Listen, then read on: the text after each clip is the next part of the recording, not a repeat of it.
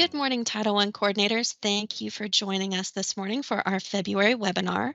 I will pull up our PowerPoint here.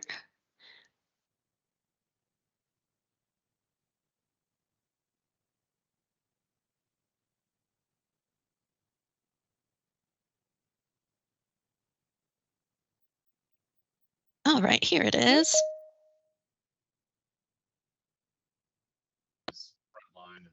Okay. As you're joining us, please make sure that you have your microphones on mute, and you can also turn off your cameras if you'd like. That'll just allow everybody to focus on the presentation. So as always, I'm Erin Suddeth. I'm the Title I Part A branch manager. Couple logistics before we get started. If you have any questions or comments as we're going through the presentation, if you're joining us through Microsoft Teams, you can just pop that into the chat or use the raise hand feature. I'll be sure to ask for questions at the end. If you would prefer to do an email, or if you're watching through our media portal, you can just send an email to me at erin.suddeth@education.ky.gov, and I'll be sure to check that before we sign off this morning. And we do always post our webinars and the accompanying PowerPoints on our Title I Documents and Resources webpage. We usually get those up within 24 hours, so you can check there too. Right, quick recap from the January webinar. We talked about the release of census data, and I'll have another slide on that in a moment. And we focused on allowability of purchases, which is always a really important topic. So if you weren't able to join us for that, I definitely recommend going back and watching the recording. So today's webinar is going to focus on equitable services to private and non-public school students. This information is really important for all districts, including those who are not currently providing services to non-public school students. So the things that we're going to talk about, just an overview of equitable services, what that means. We'll talk about which students are eligible for services, the private school intent to participate, and the consultation process and actually providing those services.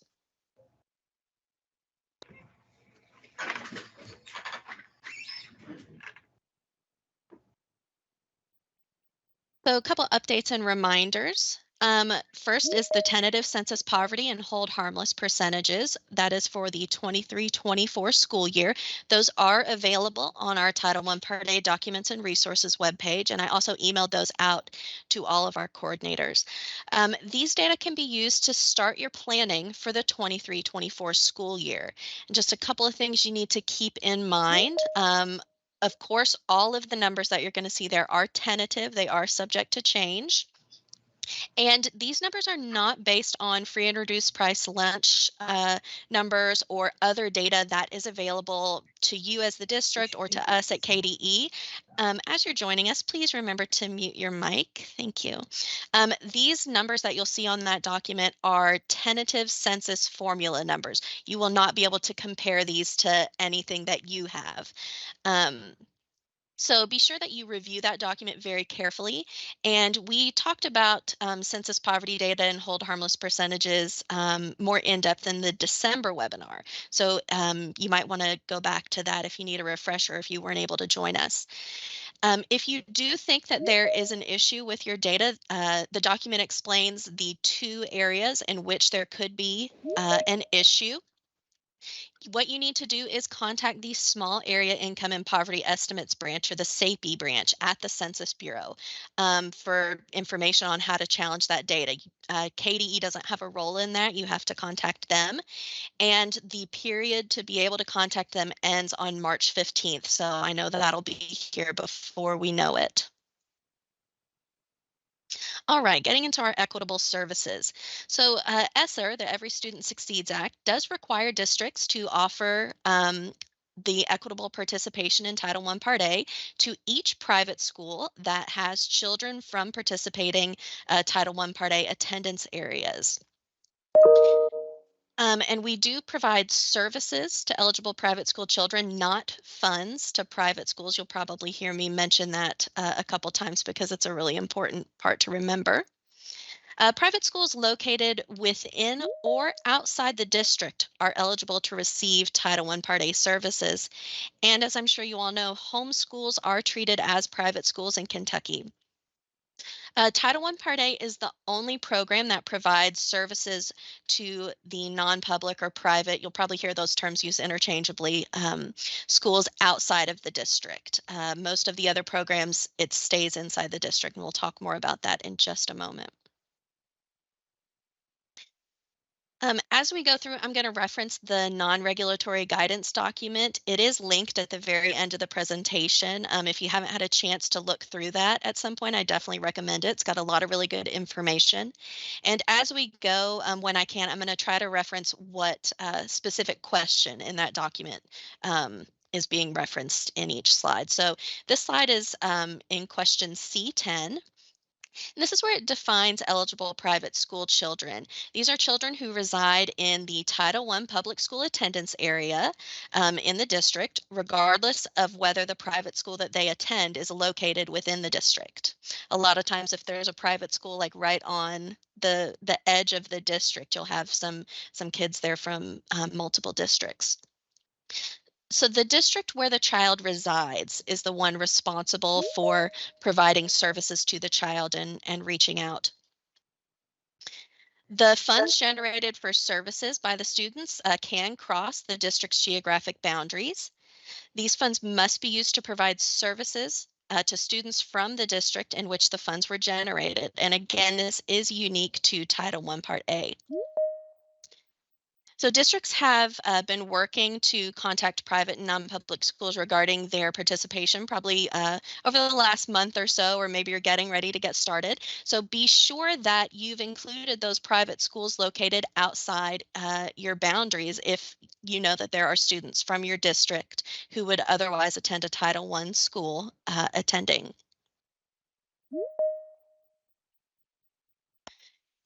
Next is the time frame for obligation of funds, and there are several questions in the non-regulatory guidance about this. You can find them in B26 through B31.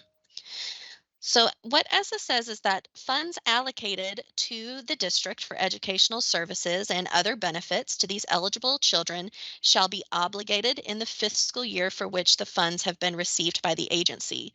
So this just really helps ensure that the funds that are being used to provide services, they're going to the students who actually generated the funds. And it's the same as for your non-public schools. We want the majority of those funds to be used during that year.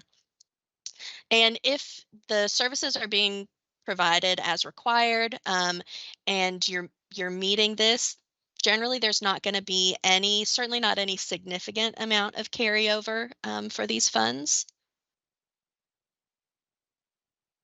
Hey, I did mention that funds must be used to provide services to the students who reside in the district from which the funds are generated. So I've got a couple examples of those, and I know I've shared this in a previous webinar, although I think it was about a year ago, so it's always good to look at it again. So this is my example scenario here. So we have private school A, and it's located in District A, and that private school has 500 students attending there who reside in 3 different districts, A, B, and C. 55 of the students from districts A and B generate Title I funds. So these students generate funds because they qualify as low income. Students who are not low income are not going to generate funds for the private school. So the question is, who is eligible to receive services from these funds that the 55 students generate?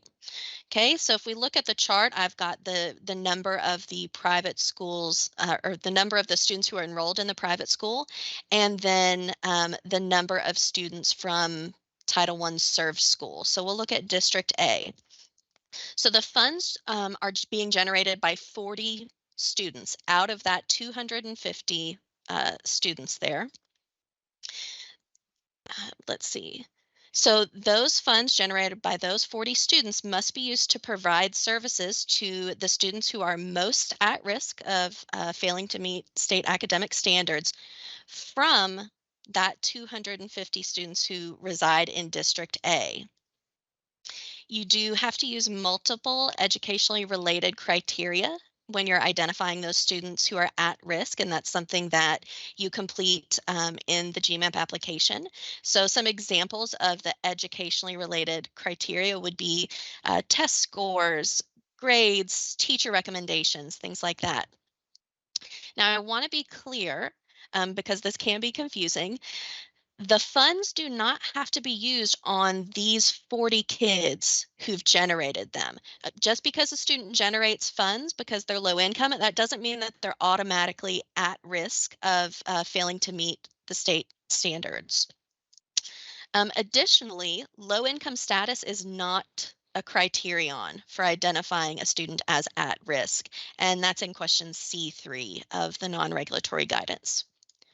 So now we'll look at District B. District B has 200 students overall that are attending this private school, and 15 of those 200 are identified as low income and therefore generate some funds for the school. So services are only going to be provided again to the most at risk from those 200 students who are from District B, not just the 15 who generated the funds. And then finally, we'll look at District C. So District C, there's only 50 kids who are attending the private school, but if we look, we see that 0 of those kids are generating funds. So the students who are from District C are not eligible to receive services because nobody is generating funds from their district. And you can also check question C1 in the non-regulatory guidance for more details on which students are eligible for services. So the district has a responsibility to contact private schools within the district as well as outside. If they have reason to believe that students who reside in a participating Title I public school attendance area attend those schools. It there is a possibility that the district is not aware of every instance in which there might be a student who's attending a non-public school outside of their attendance area. So if private schools believe that they have some students who may be eligible for Title I services, they may also reach out to the district. And that's in question A5 of the non-regulatory guidance.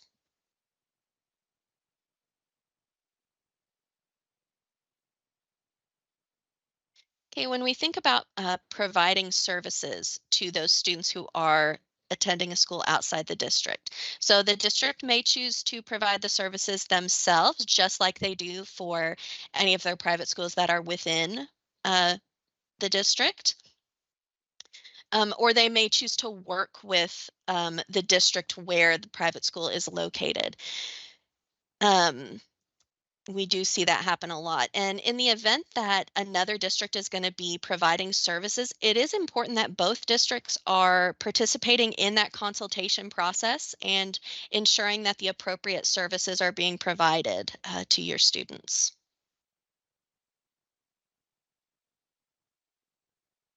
Okay, the intent to participate. So this is something that we do every year around this time, late winter, early spring. This is where the district contacts officials from all the private schools serving students in participating school attendance areas. We do have a sample notification letter that you can use and a sample participation survey. That's in the Title I Part A sample documents folder on our webpage. You don't have to use that, but you can. It's important to set a reasonable deadline, taking into consideration the schedule of the private school, like when is their spring break and things like that. So you want to set a deadline for when they can say, yes, we do want to participate. And be sure that when you send this letter, it's got really clear information. You've given them sufficient notice of the deadline, and you've identified some potential consequences of not meeting that deadline. So an example of a consequence would be that the students who are eligible are not going to have the opportunity to receive services. We did have an article in the February Title I newsletter about the notification of participation or intent to participate. You'll sometimes hear those terms used interchangeably, and that's linked on our Documents and Resources webpage. It's really important that you document this notification. Even if the schools say we don't want to participate, it's just good to have that in your documentation to show, yes, we did notify them. The method that you use to notify them, that is up to you. It might be email, it might be, snail mail. In the event that the district is selected for monitoring, we will ask to see whatever form of notification you use, some sort of dated communication. Some examples, we might see certified mail. It doesn't have to be certified. Some districts just like to kind of take that extra step of verification. Or you might be doing it through email, in which case it would be a really good idea to add something like a read receipt and save that. We've also seen just dated copies of the notification letter, even like a copy of the envelope, just whatever works best for you. Okay. You could also request that the private school respond to your email to say, yes, we've received this and we're considering. Um, you are not required to submit the completed intent to participate forms to KDE. This differs from some of the non-public school information that is submitted to KDE for some of your other programs, including Title II, 3, 4, and IDEA. All right. Um, we have the intent to participate versus the declaration of participation. These are very similarly named, which can make it extra confusing. So the intent to participate, this is what I've been talking about so far. This applies to Title I Part A and only Title I Part A. It's not the same as what's called the declaration of participation. That is something that you do in GMAP. So the intent to participate, again, this is for the private schools who are serving students who reside in your district who would otherwise attend a Title I school. And again, maybe a private school within your district's geographic boundaries, or it could be outside of your geographic boundaries. Uh, and the information about participating private schools is going to be included in the Title I Part A application. The declaration of participation, this applies to Title II Part A, Title III, Title IV Part A, and IDEA-B. And this is where the district goes in and documents the private school membership data. The reason that you do this is that for these programs, the number of kids at the private school directly impacts the per pupil dollar amount allocated to districts for Title III and IDEA-B. The declaration of participation only applies to private schools physically located within the district's geographic boundaries. Title I Part A is the only one where the funds can follow the student across the geographic boundaries. I already said this is completed by districts in GMAP. It's in the application supplements section. The declaration of participation for the 23-24, school year has not been released yet. When it does become available, that information is usually sent out in one of the commissioner's Monday messages. When you sign into GMAP, you'll usually see it there on that home page as a reminder.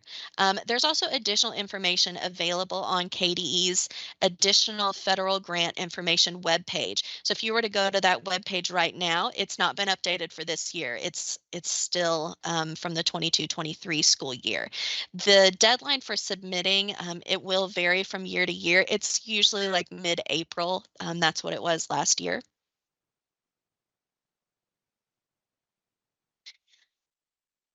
Another requirement is for districts to provide a timely and meaningful consultation to the eligible private schools that do decide to participate and receive services.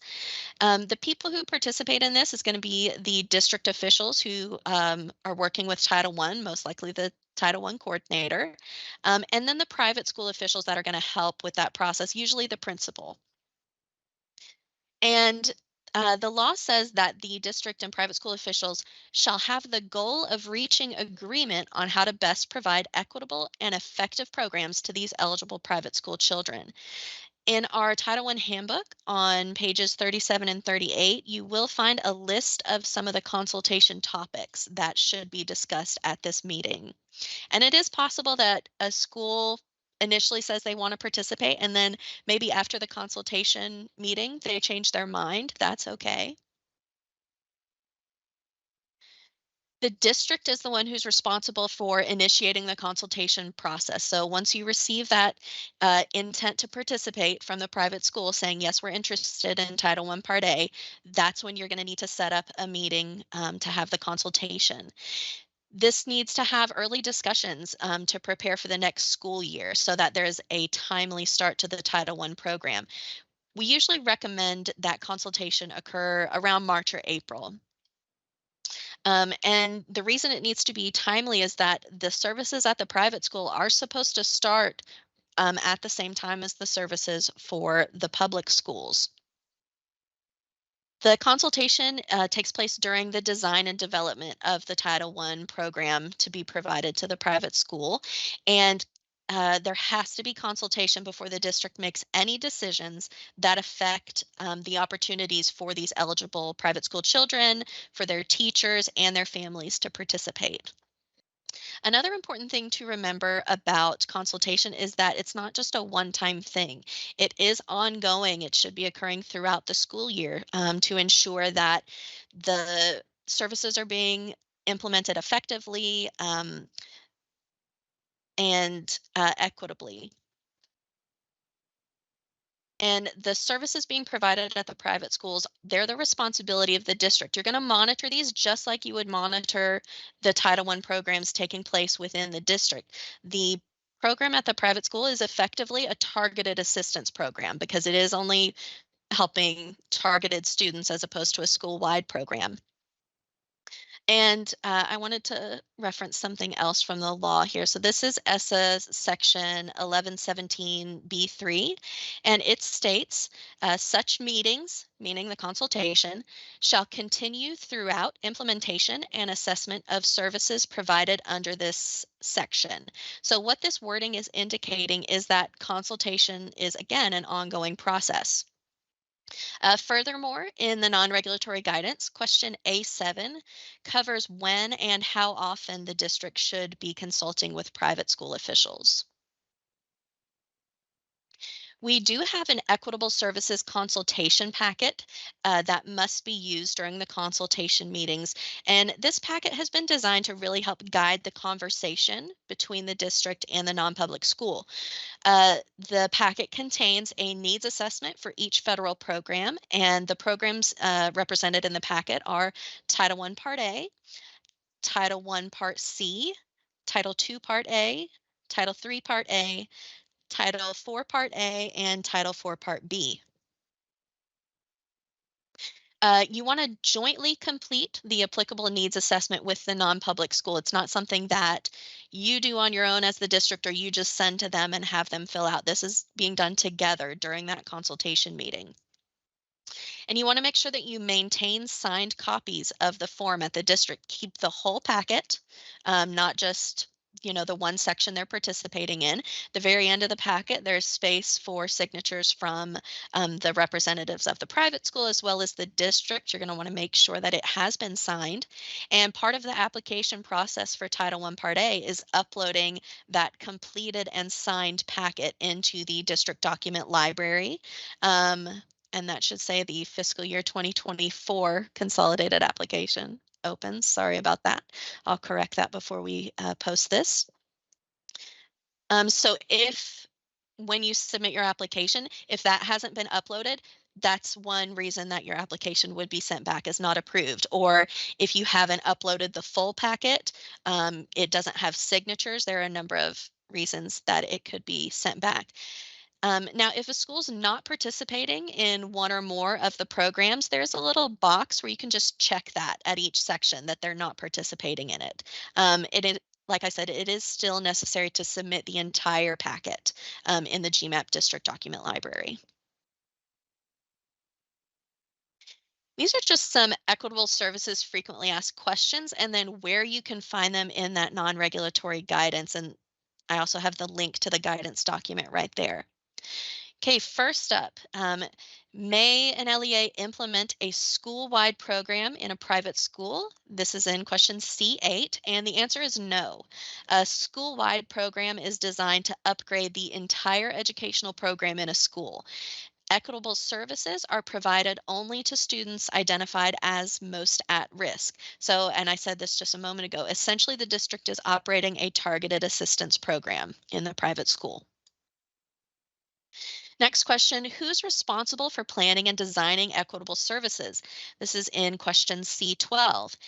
This is the district's responsibility. The district is responsible for planning, designing, and implementing equitable services in the private school after they've had that meaningful consultation with the private school officials.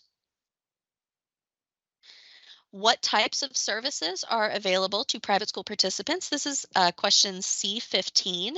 Um, That question has a list of examples. I'm not going to read through all the examples, but some of the really common ones are instructional services, tutoring, counseling, things like that. Uh, Next question, I definitely want to talk about. This is one we hear all the time. May an LEA just provide a private school with materials and supplies? This is in question C19, and the answer is no. Instructional materials and supplies alone do not constitute a proper Title I program, nor do they meet the equitable services requirements of ESSA. Okay, next question. When must Title I services for private school participants start? This is question C20, and I mentioned this a minute ago. This should be at the same time as the Title I program for the public school participants, so generally at or near the beginning of the school year. And our last frequently asked question is, may private schools arrange Title I services and activities and submit an invoice for the LEA to reimburse? That's in question C37. And the answer to that is no. Private school officials are not authorized to obligate or receive Title I funds. Like I said earlier in the presentation, these kids are getting services, not funds. Okay, and now we'll check for questions. I know I just heard the chat go off.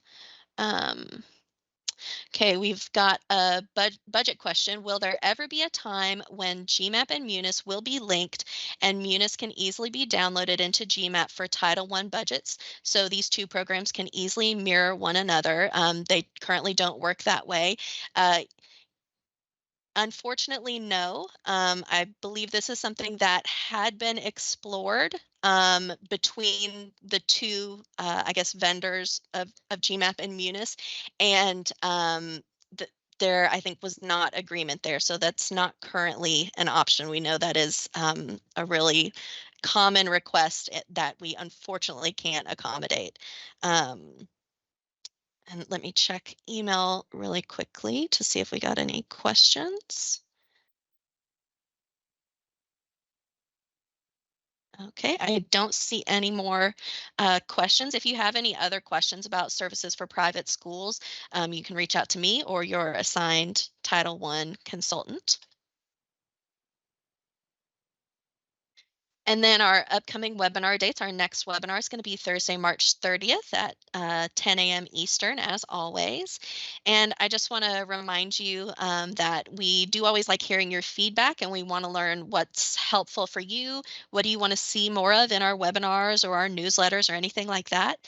Of course, you can always reach out directly to me or your consultant, but we also have an anonymous feedback survey that's always linked in our Title I newsletters, and I go through and I check that on a regular basis. And there have been suggestions before that we've worked into a newsletter article or a webinar, something like that. So we are definitely listening to those requests. All right, if we do not have any more questions, that is going to be all for us today. And thank you for joining, and we will see you in the March webinar.